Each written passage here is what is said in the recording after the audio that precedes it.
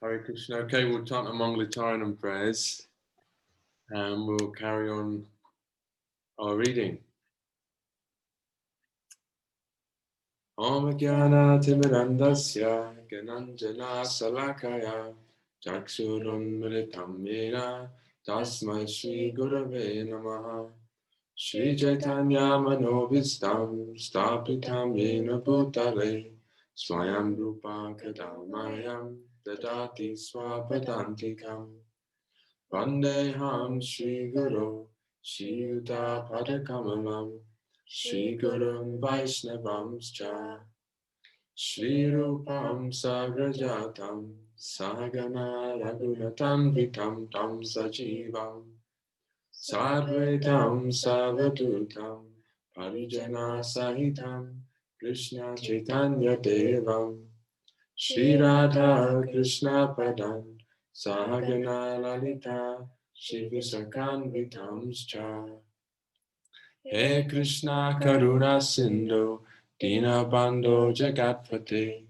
Gopesha Gopika Kanta Radha Kanta Namostate Tapta Kanchana Gorangi Radhe Vrindavaneshwari Rishabhanu Sute Devi Pranamami Hari Priye Vanchakalpatarubhyascha Kripa Sindhu Bhayevacha Patitanam Pavanebhyo Vaishnavebhyo Namo Namaha Shri Krishna Chaitanya Prabhu Nityananda Shri Advaita Gadadhara Shri Vasadi Gaura Bhakta Vrinda Hare Krishna Krishna Krishna Hare Hare Hare Rama Rama Rama Hare Hare Namah Vishnu Padaya Krishna Prasthaya Bhutale Srimate Bhaktivedanta Swaminiti Namine Namaste Saraswati Deve Gauravani Pracharine Nirvisesa Sunyavari Paschachade Jatarine Srila Prabhupada Ki Jai. So yeah, we're about halfway through chapter 18. And Hema's just got it up on the screen here. So I don't know if anybody would like to read or we can start, whatever anyone prefers.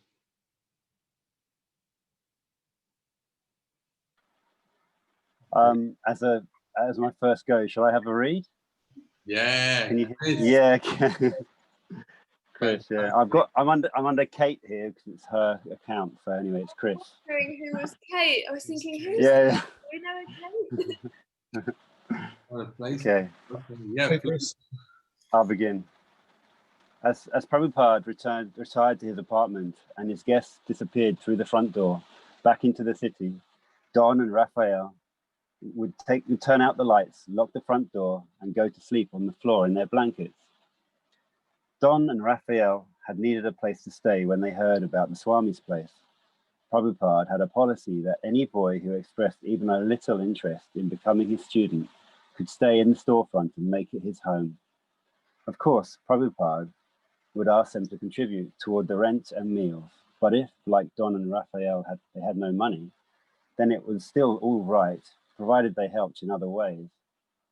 Don and Raphael were the first two boys to take advantage of Prabhupada's offer. They were attracted to Swamiji and the chanting, but they weren't serious about his philosophy or the disciplines of devotional life. They had no jobs and no money.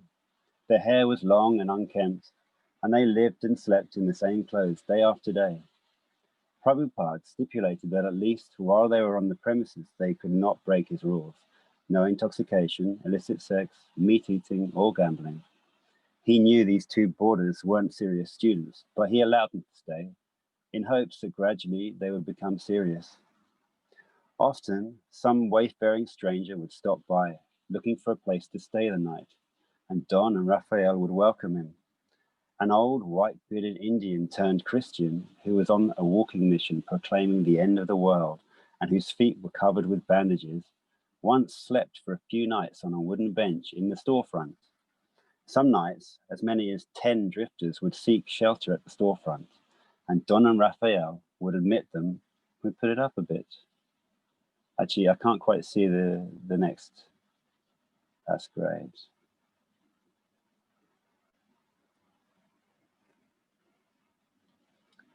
Explaining that the Swamiji didn't object as long as they got up early. Even drifters whose only interest was a free meal could stay. And after the morning class and breakfast, they would usually drift off again into Maya. Don and Raphael were the Swami's steady boarders, although during the day they also went out, returning only for meals, sleep, and evening chanting. Occasionally they would bathe, and then they would use the Swami's bathroom up in his apartment.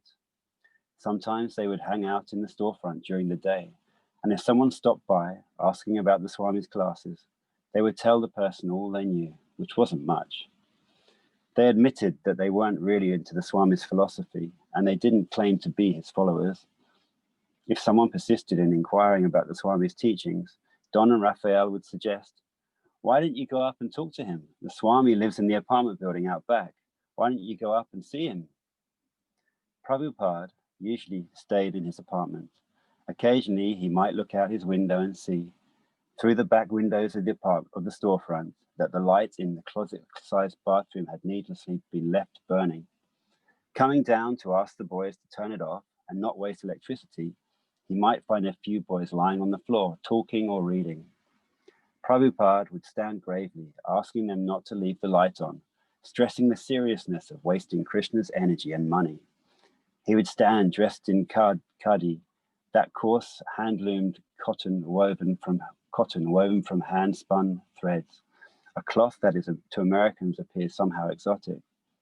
Even the saffron color of Prabhupada's dhoti and chadara was exotic. Produced from the traditional Indian dye, it was a dull, uneven color, different from anything Western. After Prabhupada turned off the light, the boys seemed to have nothing to say and nothing more appropriate to do than look with interest at him for a long, awkward moment, and the Swami would leave without saying anything more. Money was scarce. From his evening meetings, he would usually collect about $5 or $6 in change and bills. Don talked of going up to New England to pick apples and bring back money for the Swami. Raphael said something about some money coming. Prabhupada waited and depended on Krishna. Sometimes he would walk back and forth in the courtyard between the buildings. Seeming mysterious to the neighbors, he would chant on his beads, his hand deep in his bead bag. Anyone else like to carry on? Or I can continue a bit more. Mostly he kept to his room, working, as he had said during the lecture when living on the Bowery. "I am here always working at something, reading or writing, 24 hours. His mission of translating Srimad Bhagavatam, of presenting the complete work in 60 volumes of 400 pages each, would alone occupy all his days and nights. He worked at it whenever possible, sitting at his portable typewriter or translating the Sanskrit into English. He especially worked in the very early hours of the morning, when he would not be interrupted. He would comb through the Sanskrit and Bengali commentaries of the great acharyas, following their explanations, selecting passages from them, adding his own knowledge and realization, and then laboriously weaving it all together and typing out his Bhaktivedanta purports. He had no means or immediate plan for financing the publishing of further volumes, but he continued in the faith that somehow they would be published. He had a broad mission, broader even than translating Srimad Bhagavatam, and so he gave much of his time and energy to meeting visitors. Had his only aim been to write, then there would have been no need to have taken the risk and trouble of coming to America. Now many people were coming, and an important part of his mission was to talk to them and convince them in Krishna consciousness. His visitors were usually young men who had recently come to live on the Lower East Side. He had no secretary to screen his visitors, nor did he have scheduled visiting hours. Whenever anyone happened by at any time From early morning to 10 at night, Prabhupada would stop his typing or translating and speak with them. It was an open neighborhood, and many visitors would come by right off the street. Some were serious, but many were not. Some even came intoxicated. Often they came not to inquire submissively, but to challenge. Once a young hippie on an LSD trip found his way upstairs and sat opposite the Swami. Right now I am higher than you are, he announced. I am God. Prabhupada bowed his head slightly, his palms folded. Please accept my obeisances, he said. Then he asked God to please leave. Others admitted frankly that they were crazy or haunted by ghosts and sought relief from their mental suffering. Lon Solomon. I was looking for spiritual centers, places where one can go, not like stores where they ask you to leave, but where you can actually talk to people and try to understand the ultimate truth. I would come to the Swamis knowing it was definitely a spiritual center. There was definitely something there. I was on drugs and disturbed with the notion that I must be God or some very important personality way out of proportion to my actual situation. I was actually in trouble, mentally deranged because of so much suffering, and I would kind of blow in to see him whenever I felt the whim to do so. I didn't make a point of going to his meetings, but a lot of times I would just come. One time I came and spent the night there. I was always welcome at any stage, at any time, to sleep in the storefront. I wanted to show the Swami what a sad case I was, so he should definitely do something for me. He told me to join him and he could solve my problems, but I wasn't ready. I was really into sex and I wanted to know what he meant by illicit sex. What was his definition? He said to me, this means sex outside of marriage, but I wasn't satisfied with the answer and he asked him for more details. He told me to first consider the answer he had given me and then come back the next day and he would tell me more. Then I showed up with a girl. The Swami came to the door and said, I'm very busy, I have to work. I have my translating. I cannot talk with you now. Well, that was the only time he didn't offer me full hospitality and full attention and talk with me as many questions as I had. So I left immediately with the girl. He was correct in his perception that I was simply going to see him just to try to impress the girl. He saw through it right away and he rejected that type of association. But sometime I came, I was in trouble. Every time I came, I was in trouble and he always helped me. Sometimes young men would come in with scholarly pretensions to test the Swami's knowledge of Bhagavad Gita. You have read the Gita, Prabhupada would say.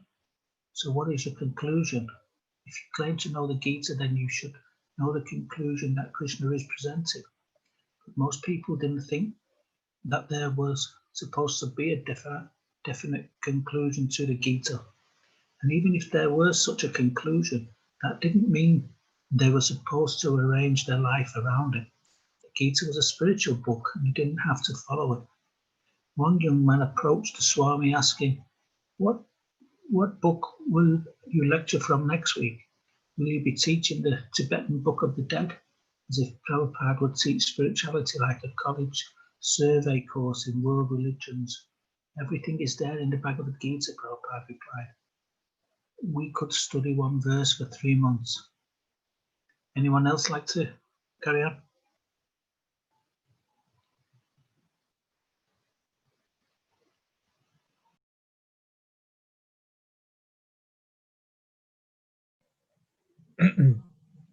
And there were other questions.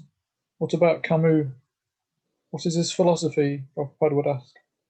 He says everything is absurd, and the only philosophical question is whether to commit suicide. That means everything is absurd for him. The material world is absurd, but there is a spiritual world beyond this one. That means he does not know the soul. The soul cannot be killed. Adherents of various thinkers approached him. How about Nietzsche, Kafka, Timothy Leary, Bob Dylan? Prabhupada would ask what their philosophy was, and the particular follower would have to explain and defend his favourite intellectual hero. They are all mental speculators, Prabhupada would say. Here in this material world, we are all conditioned souls. Your knowledge is imperfect. Your senses are blunt. What good is your opinion? We have to hear from the perfect authority, Krishna. Do you mean to say that none of the great thinkers are God conscious? The boy asked. Their sincerity is their God consciousness. But if we want perfect knowledge of God, then we have to consult Shastra. Often there were challenges, but under the Swami's stare and hard logic, the challenger would usually trail off into thoughtful silence. Is the spiritual knowledge of China advanced? Prabhupada would sometimes answer simply by making a sour face. Well, I am a follower of Vedanta myself. Do you know what Vedanta means? What is the first aphorism of the Vedanta Sutra? Do you know? No, Then how can you speak of Vedanta? Vedai cha save aham eva vejaha. Krishna says that he is the goal of Vedanta. So if you're a Vedantist, then you must become Krishna conscious. What about the Buddha? Do you follow him? No, you just talk. Why don't you follow? Follow Krishna, follow Christ, follow Buddha, but don't just talk. This sounds the same as Christianity. How is it any different? It is the same, love of God. But who is a Christian? Who follows? The Bible teaches thou shalt not kill, but all over the world Christians are experts in killing. Do you know that? I believe the Christians say that Jesus Christ died for our sins, so why are you still sinning? Although Prabhupada was a stranger to America, they were strangers to absolute knowledge. Whenever anyone would come to see him, he wouldn't waste time. He talked philosophy, reason, and argument. He constantly argued against atheism and impersonalism. He spoke strongly to prove the existence of God and the universality of Krishna consciousness. He talked often and vigorously, day and night, meeting all kinds of questions and philosophies. He would listen also, and he heard a wide range of local testimonies. He heard the dissatisfaction of young Americans with the war and with American society. One boy told him he didn't want to get married because he couldn't find a chaste girl. It was better to go with prostitutes. Another confided that his mother had planned to abort him, but at the last moment his grandmother had convinced her not to. He heard from homosexuals. Someone told him that a set of New Yorkers considered it chic to eat the flesh of aborted babies, and in every case he told them the truth. He talked with Marxists and explained that although Marx says that everything is the property of the state, the fact is that everything is the property of God. Only spiritual communism, which puts God in the center, can actually be successful. He discounted LSD visions as hallucinations and explained how God can be seen factually and what God looks like. Although these one-time visitors came and went away, a few new friends began to stay on, watching the Swami deal with different guests. They began to appreciate the Swami's arguments, his concern for people, and his devotion to Krishna. He seemed actually to know how to help people, and he invariably offered them Krishna consciousness, as much as they could take, as the solution to their problems. A few began to take the Swami's message to heart. Hey, anyone wants to take over there?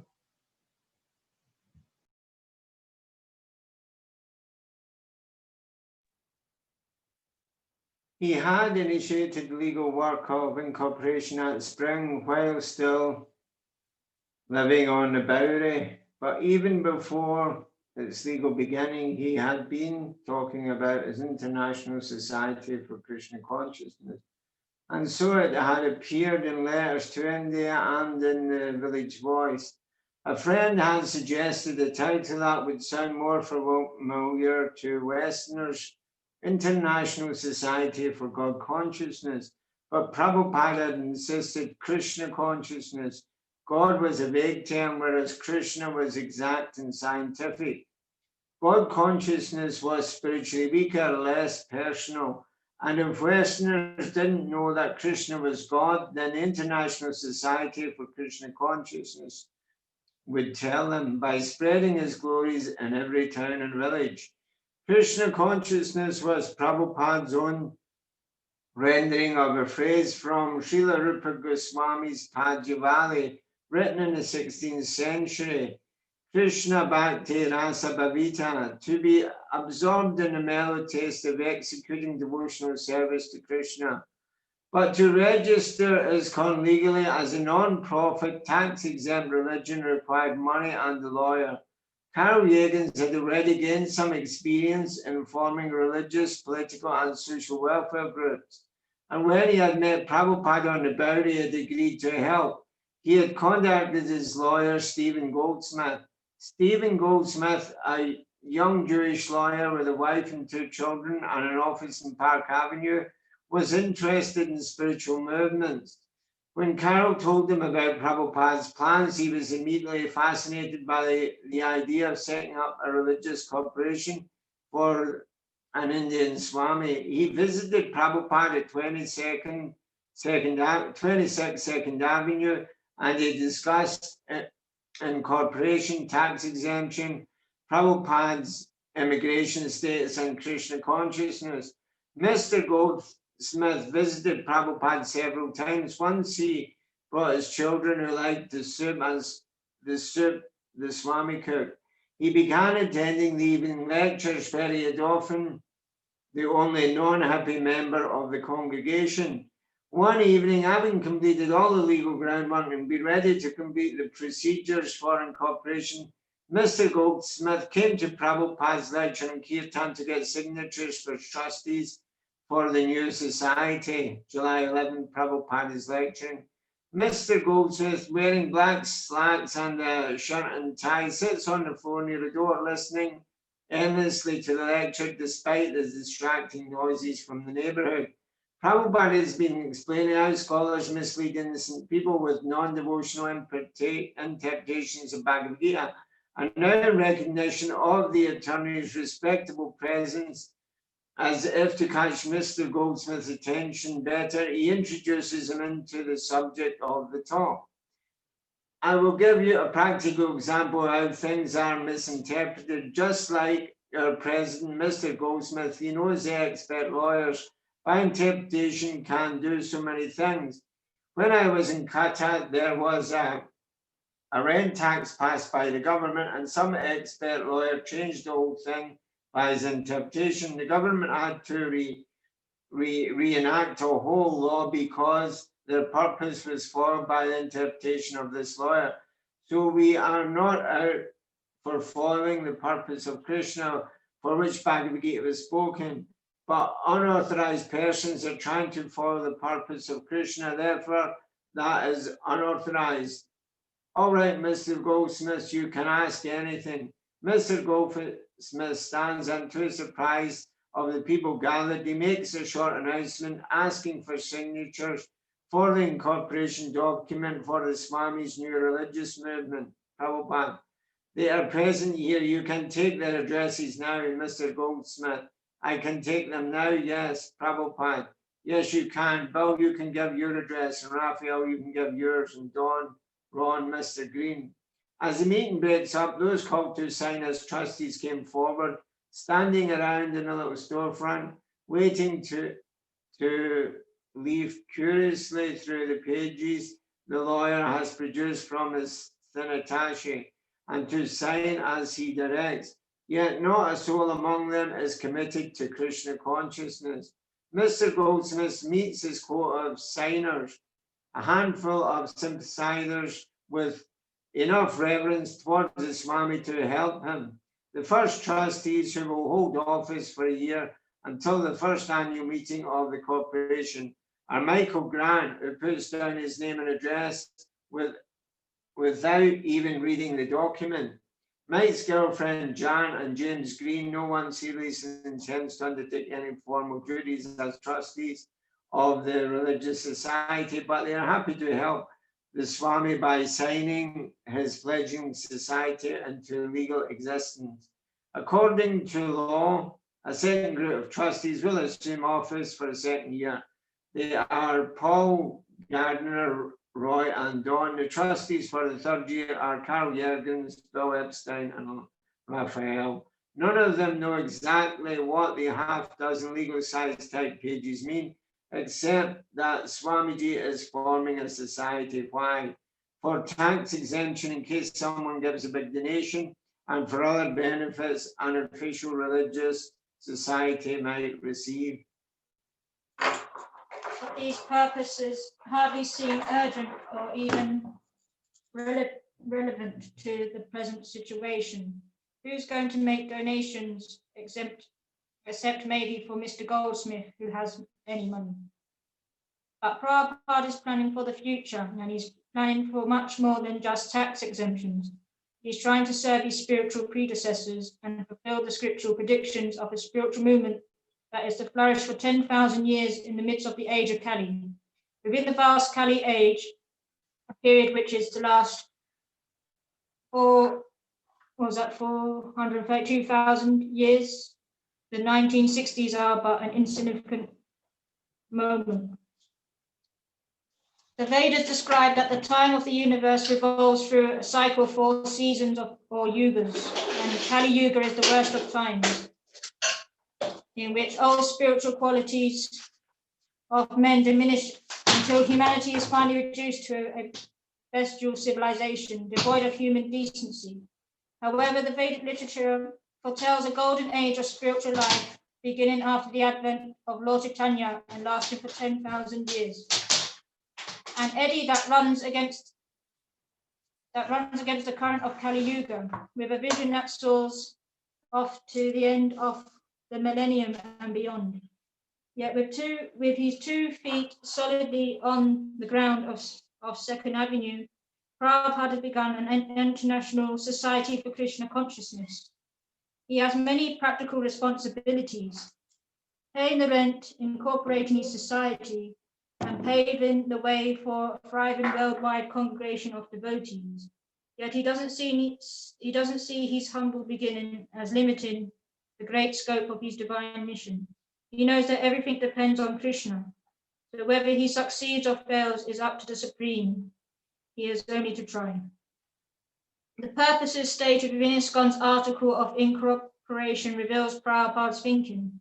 They were 7 points similar to those given in prospectus for the League of Devotees he formed in Jhansi, India in 1953. That attempt had been unsuccessful, yet his purpose remained unchanged. 7 purposes of the International Society for Krishna Consciousness: A, to systematically propagate spiritual knowledge to society at large and to educate all peoples in the techniques of spiritual life in order to check the imbalance of values in life and to achieve real unity and peace in the world. B, to propagate a consciousness of Krishna as it is revealed in the Bhagavad Gita and the Srimad Bhagavatam. C, to bring the members of the society together with each other and nearer to Krishna, the prime entity, thus to develop the idea within the members and humanity at large that each soul is part and parcel of the quality of Godhead Krishna. B, to teach and encourage the Sankirtan movement, congregational chanting of the holy name of God as revealed in the teachings of Lord Sri Chaitanya Mahaprabhu. E, to erect for the members and for society at large a holy place of transcendental pastimes dedicated to the personality of Krishna. F, to bring the members closer together for the purpose of teaching a simpler and more natural way of life. G, with a view towards achieving the aforementioned purposes to publish and distribute periodicals, magazines, books, and other writings. Regardless of what ISKCON's charter members thought of the Society's purposes, Prabhupada saw them as imminent realities. As Mr. Rubin, the subway conductor, who had met Prabhupada on a Manhattan park bench in 1965, had noted, he seemed to know that he would have temples filled up with devotees. There are temples and books, he said. They are existent. They are there, but the time is separating us from them. Okay? Somebody else like to read now?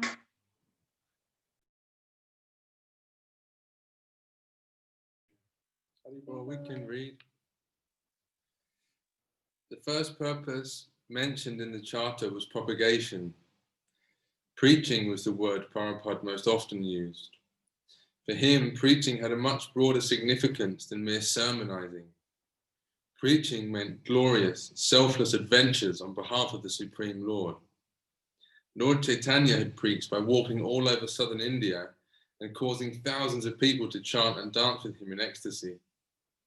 Lord Krishna had preached the Bhagavad Gita while standing with Arjuna in his chariot on the battlefield of Kurukshetra. Lord Buddha had preached, Lord Jesus had preached, and all pure devotees preach. ISKCON's preaching would achieve what the League of Nations and the United Nations had failed to achieve: real unity and peace in the world.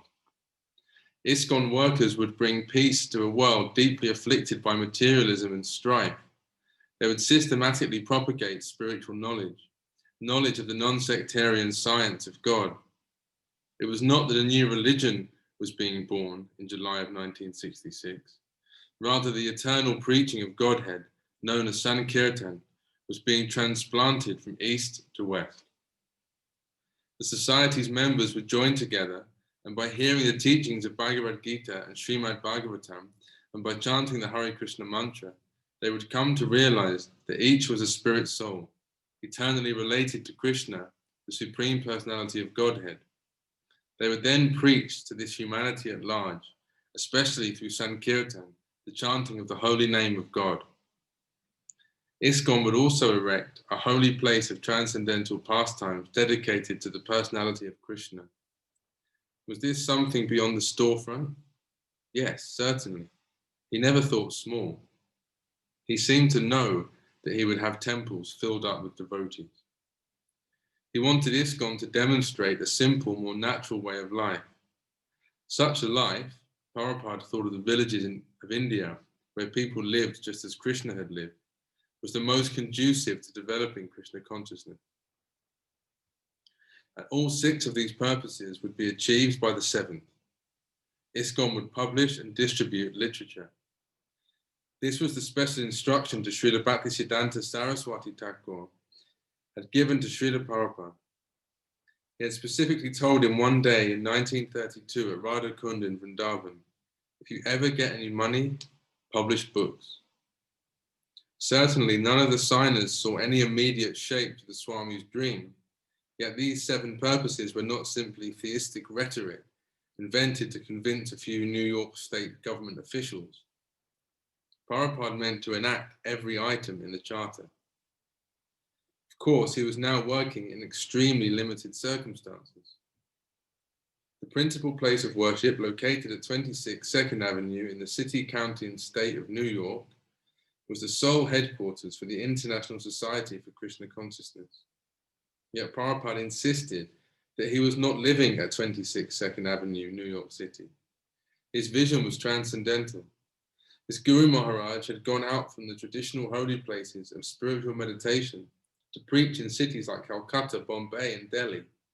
And yet Prabhupada would say that his spiritual master had not really been living in any of those cities, but always in Vaikuntha, in the spiritual world, because of his absorption in devotional service.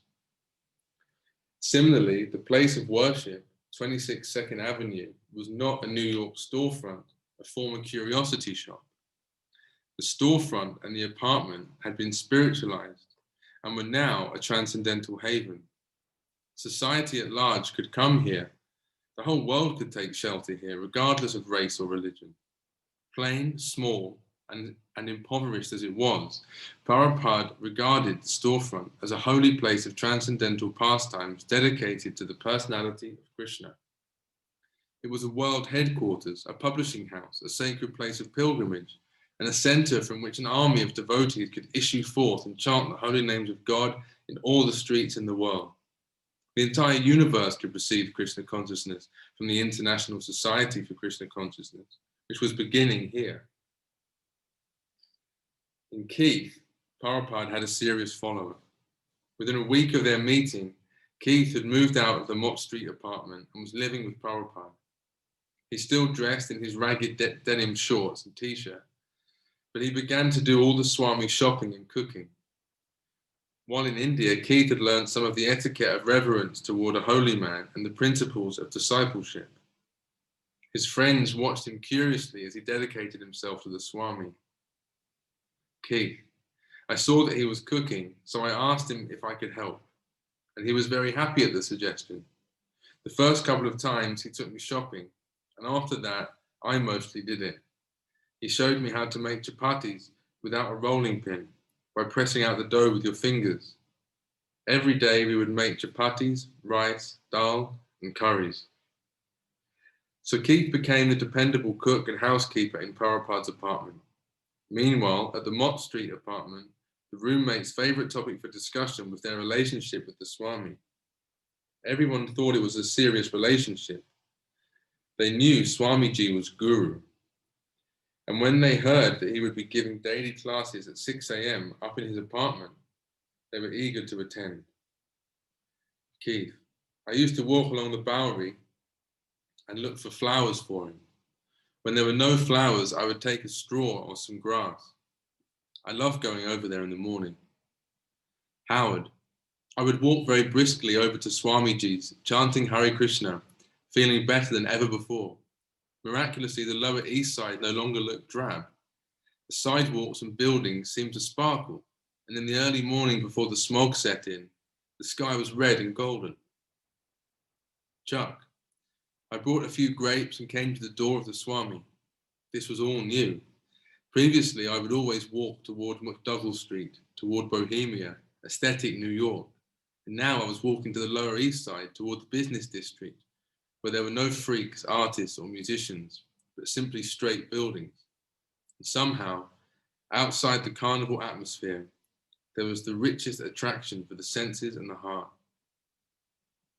Howard, I would sing all the way to the foyer, then ring the buzzer marked AC Bhaktivedanta Swami, and the door would buzz and open, and I would walk through the hallway into the small patio and up to his small second-floor apartment, tiptoeing quietly so as not to wake the neighbors. Chuck, I came into the hall of his building, and there were many, many names printed on plaques all over the mailboxes. I immediately found the name AC Bhaktivedanta Swami handwritten on a slip of torn paper, slipped into one of the slots. I rang the buzzer and waited. After a few moments, the door buzzed loudly and I entered through the security lock. I walked through the small garden into the rear building and upstairs. Prabhupada held his classes for almost 2 months in the privacy of his room, the same room where he typed and talked to guests. To Keith, it was not simply a class in philosophy, but a mystical experience of sweetness. Keith, the sound of his voice, the sun coming up, we'd chant for a few minutes, softly clapping hands, and Swamiji would speak. The thing that got me most was simply the sound of his voice, especially while he was chanting Sanskrit. It was like music to my ears to hear him speak the raw sound. So as not to disturb the neighbors, Prabhupada would say, chant softly, and he asked the boys to clap softly, so softly that their hands barely touched. Then he would chant the prayer to the spiritual master, Samsara Davanalalit Haloka. The spiritual master is receiving benediction from the ocean of mercy. Just as a cloud pours water on a forest fire to extinguish it, so the spiritual master extinguishes the blazing fire of material existence. With his eyes closed, he sat singing softly in the dim morning light. The few who attended, Keith, Howard, Chuck, Steve, Wally, sat entranced. Never before had the Swami been so appreciated. Chuck, the Swami was sitting there, and in the mornings he would look not shiny and brilliant, but very withdrawn. He looked as if he could sit like a stone, maybe forever. His eyes were only 2 slits of glistening light. He took out his cymbals and played lightly on the edge, 1, 2, 3. And he began to sing in a deep voice that was almost atonal in its intervals. It was a melody monotone that did not express happiness or sadness, a timeless chant that told no story. We chanted along with him as best we could, but several times Swamiji stopped and said softly. After about 30 minutes of chanting, we stopped. Then he opened his eyes wider and said, we must chant softly because sometimes the neighbors are complaining. After singing, the Swami would give one of the boys a copy of Dr. Radhakrishnan's edition of Bhagavad Gita to read aloud from. He would correct their mispronunciations and then explain each verse. Because there were only a few people present, there was always ample time for everyone to discuss the philosophy. The class would sometimes run an hour and a half and cover 3 or 4 verses. Steve, Swamiji mentioned that mangoes were the king of all fruits. and he even mentioned that they were not easily available in this country. It occurred to me that I could bring him mangoes. There was a store on First Avenue that always kept a stock of fresh mangoes in the cooler. I began a regular habit. Every day after getting off work, I would purchase one nice mango and bring it to Swamiji. Wally. Some of the boys would say, "I'm doing this for the Swami." So I went to him and said, "Is there something I can do for you?" So he told me I could take notes in his class. The boys were sure that their service to Swamiji was spiritual, devotional service. By serving the spiritual master, who was a representative of Krishna, you were serving Krishna directly. One morning, Prabhupada told Howard that he needed help in spreading the philosophy of Krishna consciousness. Howard wanted to help, so he offered to type the Swami's manuscripts of Srimad Bhagavatam. Howard. The first words of the first verse read, "O the king," and naturally I wondered whether O was the king's name and the king stood in opposition. After some time I figured out that O king was intended instead. I didn't make the correction without his permission. "Yes," he said, "change it then." I began to point out a few changes and inform him that if he wanted, I could make corrections, that I had a master's in English and taught last year at Ohio State. "Oh yes," Swamiji said, "do it, put it nicely." He was giving them the idea of devotional service. A devotee may not be perfect at first, he said, but if he is engaged in service, once that service has begun, he can be purified. Service is always there, in the material world or the spiritual, but service in the material world could not bring satisfaction to the self. Only bhakti, purified service, service rendered to Krishna, could do that. And the best way to serve Krishna was to serve the representative of Krishna. They picked it up quickly. It was something you could do easily. It was not difficult like meditation. It was activity. You did something, but you did it for Krishna. They had seen Swamiji respond to the Bowery bum who had come with the gift of toilet paper. "Just see," Swamiji had said. "He is not in order, but he thought, let me give some service." But service had to be done voluntarily, out of love, not by force. Wally. Swamiji once asked me, "Do you think you could wear the Vaishnav tilak when you are on the streets?" I said, "Well, I would feel funny doing it, but if you want me to, I will." Then Swamiji said, "No, I don't ask you to do anything you don't want to do." Steve. One day when I brought my daily mango to him, he was in his room surrounded by devotees. I gave him my mango and sat down, and he said, "Very good boy." The way he said it, as if I were just a tiny little boy, made everyone in the room laugh, and I felt foolish. Swamiji, however, then changed their mood by saying, "No, this is actually love. This is Krishna consciousness." And then they didn't laugh. When Howard first volunteered to do editing, he spent the whole morning working in Swamiji's room. "If there is any more typing," Howard said, "let me know. I could take it back to Mott Street and type there." "More? There's lots more," Swamiji said. He opened the closet and pulled out 2 large bundles of manuscripts tied in saffron cloth. There were thousands of pages, single-spaced manuscripts of Prabhupada's translations of the Srimad Bhagavatam. Howard stood before them astonished. "It's a lifetime of typing," he said. And Prabhupada smiled and said, "Oh yes, many lifetimes." Because of Prabhupada's presence and the words that he spoke there and the kirtans, everyone was already referring to the storefront as the temple. But still it was just a bare, squalid storefront. The inspiration to decorate the place came from the Mott Street boys. Howard, Keith, and Wally devised a scheme to surprise the Swami when he came to the evening kirtan. Wally removed the curtains from their apartment, took them to the laundromat, where they turned the water dark brown from filth, and then dyed them purple.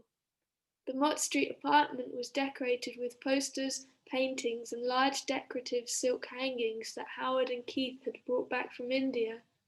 The boys gathered up all their pictures, tapestries, incense burners, and other paraphernalia, and took them along with the purple curtains to the storefront where they began their day of decorating. At the storefront, the boys constructed a wooden platform for Prabhupada to sit on and covered it with old velvet cloth. Behind the platform, on the rear wall, between the two windows to the courtyard, they hung the purple curtains, flanked by a pair of orange ones. Against one orange panel, just above Swamiji's sitting place, they hung a large original painting of Radha and Krishna on a circular canvas that James Green had done. Prabhupada had commissioned James, giving him the dust jacket from his Srimad Bhagavatam, with its crude Indian drawing as a model. The figures of Radha and Krishna were somewhat abstract, but the Lower East Side critics who frequented the storefront hailed the work as a wonderful achievement. Would somebody else like to read?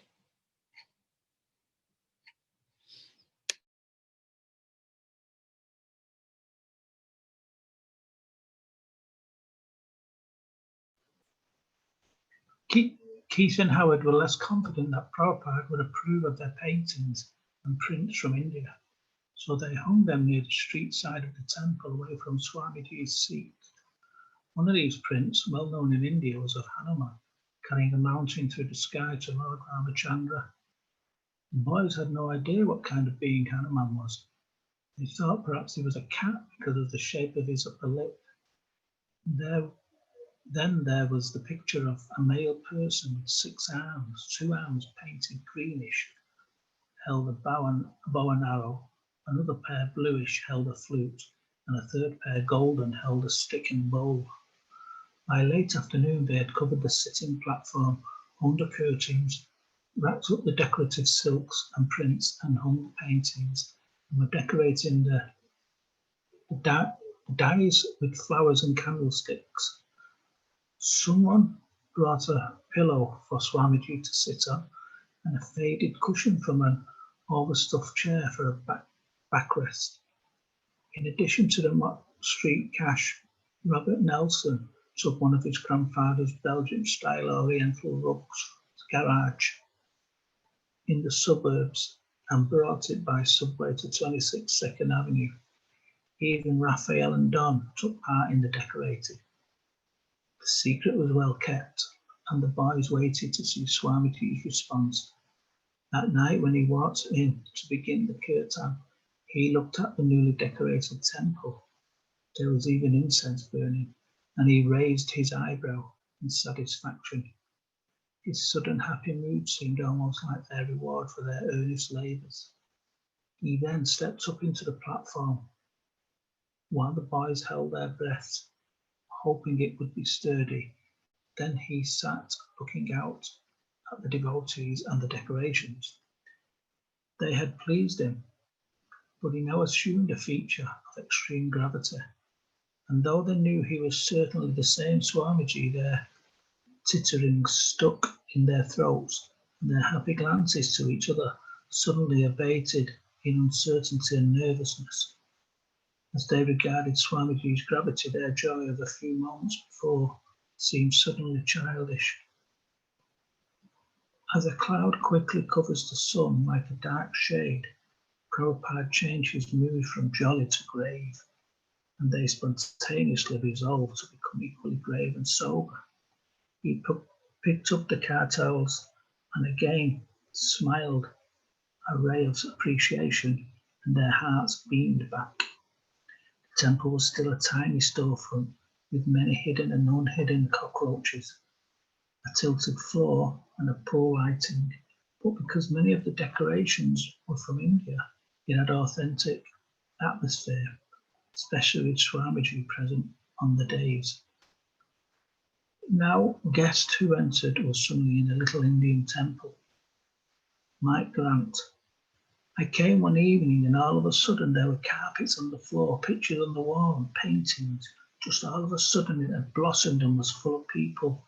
I was amazed how in just a matter of days, people had brought so many wonderful things. When I came that evening and saw how it had been decorated, then I wasn't so much worried that he was going to make it. I thought it was really beginning to take hold now. Prabhupada looked at his group of followers. He was moved by their offering him a seat of honor and their attempts at decorating Krishna's storefronts. To see a devotee make an offering to Krishna was not new for him, but this was new. In New York, this horrible place, the seed of bhakti was growing, and naturally, as the gardener of that tender sprout, he was touched by Krishna's mercy. Glancing at the pictures on the wall, he said, "Tomorrow I will come look at the pictures and tell you which are good." The next day, Prabhupada came down to appraise the new artwork on display. One framed watercolor painting was of a man playing a drum while a girl danced. "This one is all right," he said, but another painting of a woman was more mundane, and he said, "No, this painting is not so good." He walked through the back of the temple, followed anxiously by Howard, Keith, and Wally. When he came upon the painting of the six-armed person, he said, "Oh, this is very nice." "Who is it?" Wally asked. "This is Lord Chaitanya," Prabhupada replied. "Why does he have 6 arms?" "Because he showed himself to be both Rama and Krishna. These are the arms of Rama and these are the arms of Krishna." "What are the other 2 arms?" Keith asked. "These are the arms of Sannyas." He went on to the next picture. "This is also very nice. Who is it?" Howard asked. "This is Hanuman." "Is he a cat?" "No," Prabhupada replied. "He is a monkey." Anybody else like to carry on?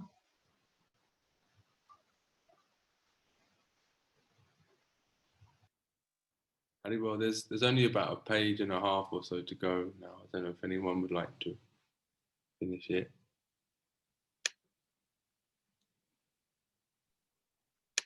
Hanuman is glorified in the scriptures, Ramayana, as the valiant, faithful servant of Lord Ramachandra. Millions of Indians worship the incarnation of Lord Ram and his servitor Hanuman, whose exploits are perennially exhibited in theatre, cinema, art, and temple worship.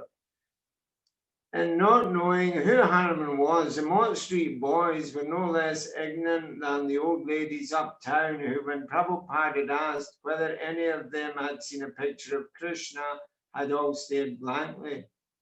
The Lower East Side mystics didn't know Hanuman from a cat, and they had brought back from their hashish version of India a picture of Lord Chaitanya Mahaprabhu without even knowing who he was. Yet there was an important difference between these boys and the ladies uptown. The boys were serving Swamiji and chanting Hare Krishna. They were through with material life and the middle class work reward syndrome. Their hearts had awakened to Swamiji's promise of expanded Krishna consciousness, and they sensed his personal company something exalted. Like the Bowery bum who had donated toilet paper during Prabhupada's lecture, the Lower East Side boys did not have their minds quite in order, and yet as Prabhupada saw it, Krishna was guiding them from within their heart. Prabhupada knew they would change for the better by chanting and hearing about Krishna. Summer of 1966 moved into August, and Prabhupada kept good health. For him, these were happy days. New Yorkers complained of the summer heat waves, but this caused no inconvenience to one accustomed to the 100-degree plus temperatures of Vrindavan's blazing summers.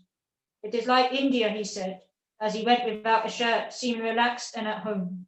He had thought that in America he would have to subside on boiled potatoes, otherwise there would be nothing but meat. But here he was happily eating the same rice, dal, and chapatis, and cooking on the same free-stacked cooker as in India. Work on the Srimad Bhagavatam had also gone on regularly since he had moved into the 2nd Avenue apartment. And now Krishna was bringing these sincere young men who were cooking, typing, hearing him regularly, chanting Hare Krishna and asking for more. Prabhupada was still a solitary preacher, free to stay or go, writing his books in his own intimate relationship with Krishna, quite independent of the boys in the storefront. But now he had taken the International Society for Krishna Consciousness as his spiritual child. The inquiring young men, some of whom had already been chanting steadily for over a month, were like stumbling spiritual infants, and he felt responsible for guiding them. They were beginning to consider him their spiritual master, trusting him to lead them into spiritual life. Although they were unable to immediately follow the multifarious rules that Brahmanas and Vaishnavas in India followed, he was hopeful. According to Rupa Goswami, the most important principle was that one should somehow or other become Krishna conscious. People should chant Hare Krishna and render devotional service. They should engage whatever they had in the service of Krishna, and Prabhupada was exercising this basic principle of Krishna consciousness to the furthest limit the history of Vaishnavism had ever seen. Although he was engaging the boys in cooking and typing, Prabhupada was not doing any less himself. Rather, for every sincere soul who came forward to ask for service, 100 came who wanted not to serve but to challenge. Speaking to them, sometimes shouting and pounding his fists, Prabhupada defended Krishna against the Mayavadi philosophy. This was also his service to Srila Bhaktisiddhanta Saraswati Thakur. He had not come to America to retire, so with the passing of each new day came yet another confirmation that his work and his followers and his challenges would only increase. How much he could do was up to Krishna.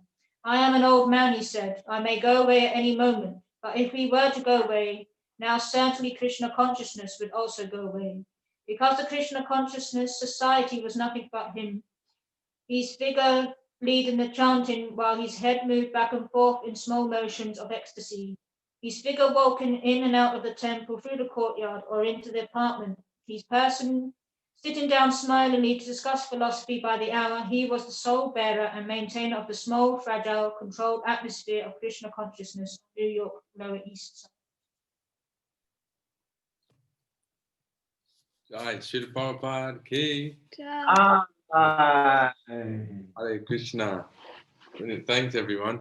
Just in case anyone didn't know, Chris is reading Prabhupada Lilamrita from the back of his truck in Australia at 4:30 in the morning. Is that right, Chris, or thereabouts? 5 a.m. So, yeah, a little bit. I don't know what you make of that, but It's 6:30 now, so 6, but 5 on I got up at 4:30 to do a bit of japa, and it was dark. Took the dog for a walk. She's in the front of the van. It was really wet as well. We got caught by the waves as well on the beach, so it was a good wake up call this morning. And then I managed to get back to the van and get in the dry for 5:30 to start this great reading. So great to join you guys. Thanks for having me. Dedication. All right. Thanks. Yeah. A brilliant surprise to see you. I didn't know who you were, but yeah. Yeah, great to see you. So we read a little bit longer than usual because we just wanted to get to the end of that chapter, but we always have a couple of minutes at the end if anyone's got any reflections or comments or anything they want to make. Just quickly also hello to Brandon and Cecilia, who I think they joined after we started reading.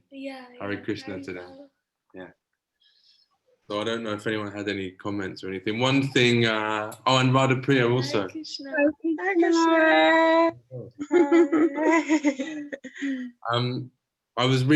thought when Palika was reading that last little bit and they were saying that Prabhupada's got his little burner and he's still translating and everything, I felt like, I don't know why, I just felt like, yeah, he did it. Everyone said he couldn't do it.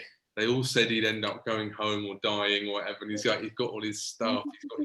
I was like, no, he did it, He hasn't even really started yet. But it's already amazing. I felt really happy for him. He's cooking his rice and dal, and he's got everything. He's fine, no problem. Everything's fine. But I just felt really happy when we read that. Yeah.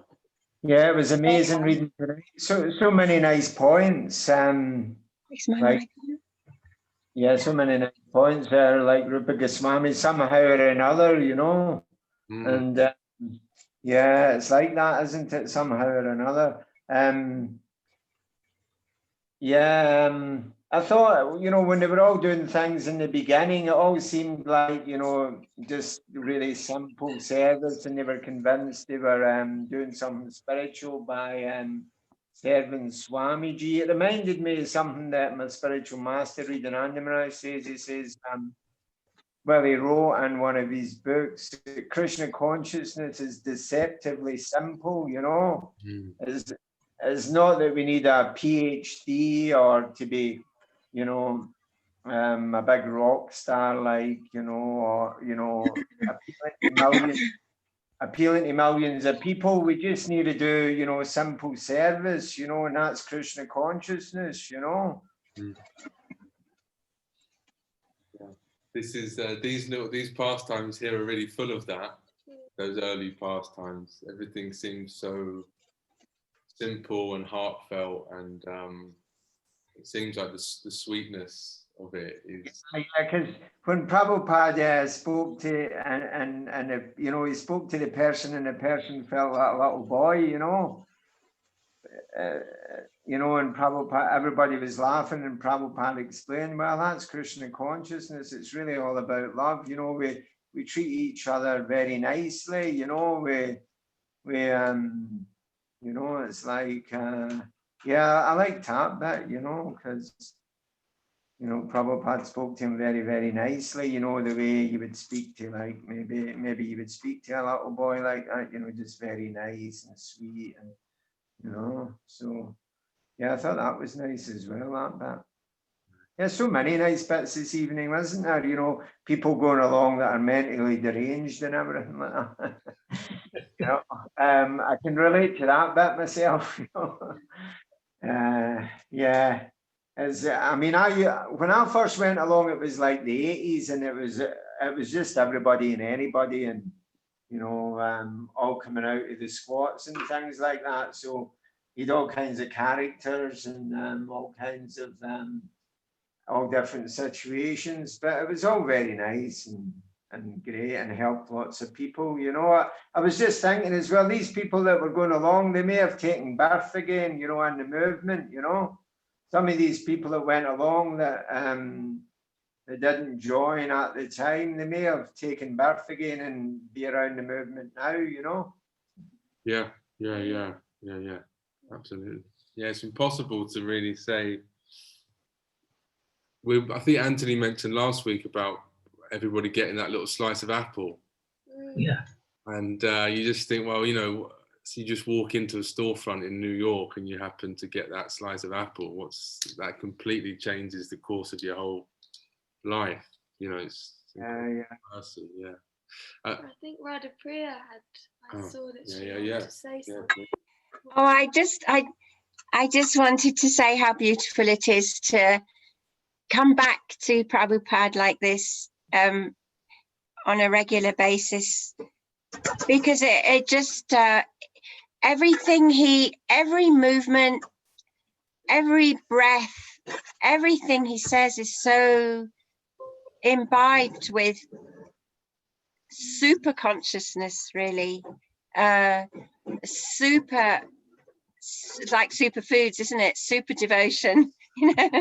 And it just brings our hearts back, bring them back over and over again to the deepest place that we're able to bring at this moment by remembering how Prabhupada was at every moment.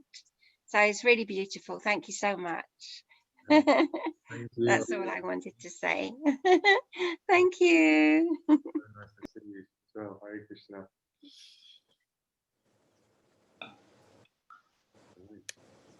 Okay. Well, unless anybody's got any other last comments or any questions or anything.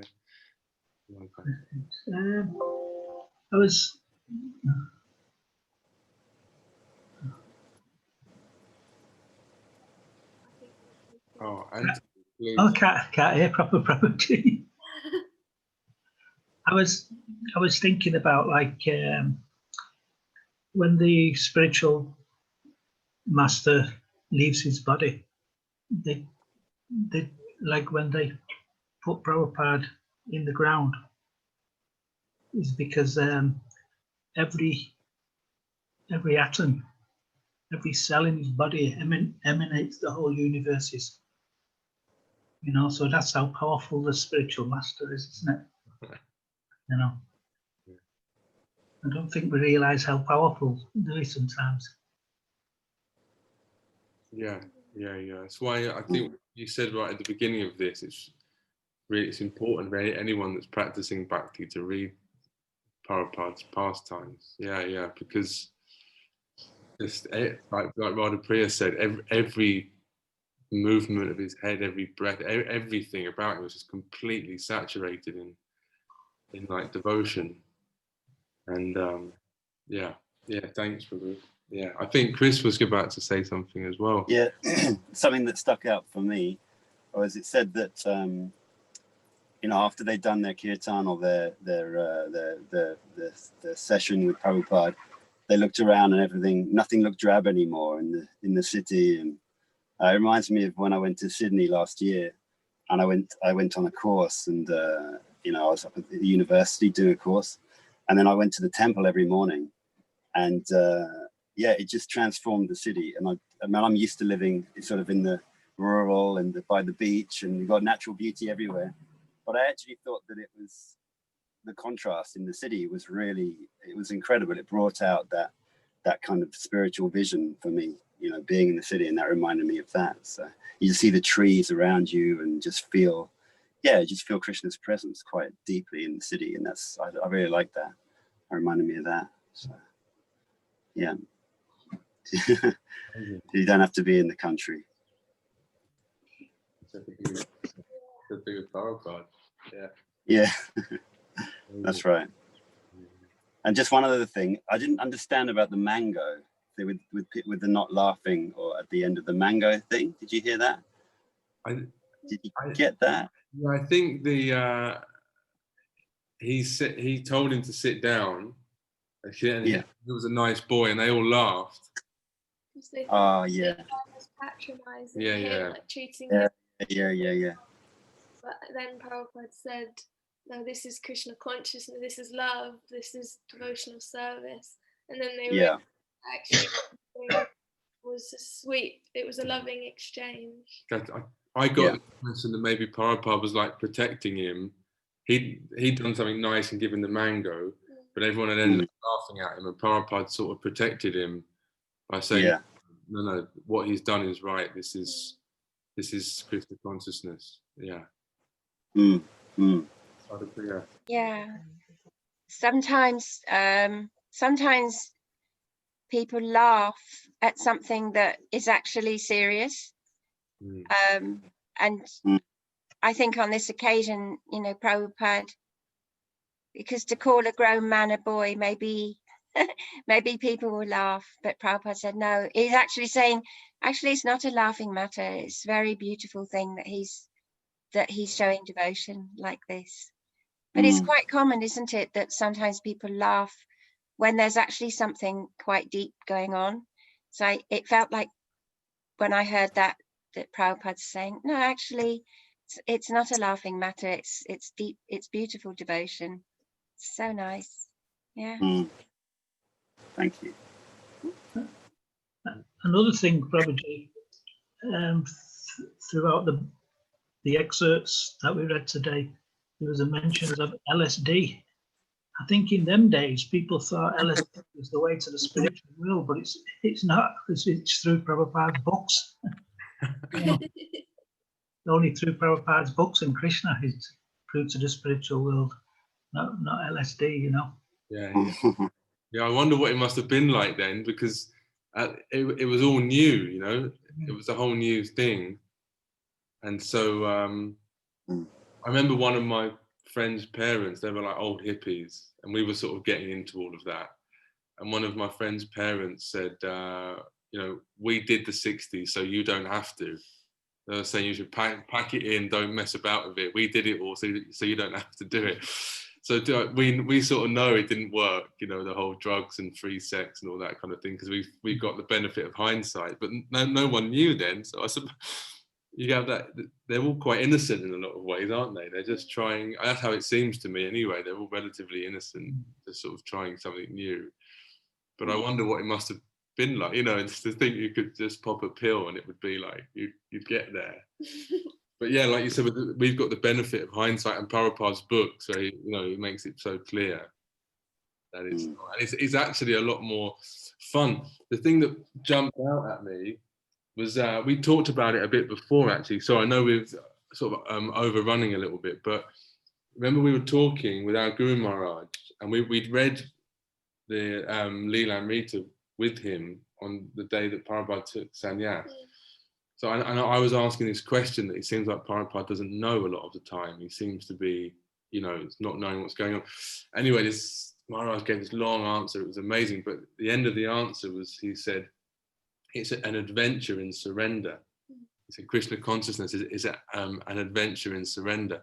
So your whole life, you surrender it to Krishna, but you never know what's going to happen or how things are going to go. And it's just this exciting, you know, adventure. And then it mentioned there, it was talking about how Lord Chaitanya just walked, you know, across India, and Krishna starts preaching in the middle of a battlefield, and it's like, and I was thinking, wow, it's actually what Maharaj said. I mean, as he was saying it, it was so potent, but it's actually in Lilamrita as well, the way it's explained, everything is like this big adventure. The whole preaching mission, everything is just this adventure. And that's so much better than just sitting under a tree and dropping a tab of acid. You know, it's like, by comparison, it's, you know, it's just, yeah. I forgot that bit that we just read tonight. It was great. Krishna goes out into the middle of a battlefield and speaks Bhagavad Gita, you know, and it's just like, yeah, Hare Bol. It's, you know, it's okay, great. It's like, yeah. And it's so much better than any mundane alternative. Yeah. Yeah, thanks, Auntie. That was, yeah, very true. Yeah, and like Prabhupada says, chant Hare Krishna and stay high forever. Yeah. I have that flyer as my wallpaper on my computer. Stay high forever. Yeah. Jai. Brilliant. Hare Krishna. We'd probably better wrap up, I guess. It's quite late tonight. I don't want to, but it's getting a bit late. And thank you. Supper time. Very good. Jai. Oh, Mum wrote a note in the chat there. She's really enjoyed it. She was listening to us read as she was driving, she said, and she'll see us next week. Nice car listening. Yeah, fantastic. Yeah. Okay, so we'll see everybody. Thanks so much. Week. This was the best week ever. Hare Krishna. Really nice. Amazing. Thank you so much, everyone. Hare Krishna. Thank you. Brandon, Cecilia. Thank you. Hare Krishna. Mantra Prabhu. Hare Krishna. Good to see you, Chris. Jai. Hare Bol, good to see you. Hello, everyone. Jai. Jai. Hare Bol. Hare Bol. Hare Bol, Hare Bol.